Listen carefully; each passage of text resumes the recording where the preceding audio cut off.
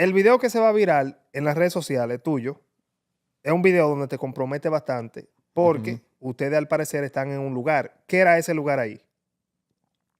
Una villa. Era en una villa. ¿Estaban ustedes dos solos? No, su familia. Ok, estaba su familia. Tú en ese video aparentemente apareces como haciéndole una escena de celos a Masha.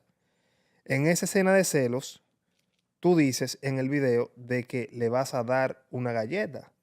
Darle una galleta a una mujer, obviamente, es una agresión, lo que es penado por la ley de República Dominicana.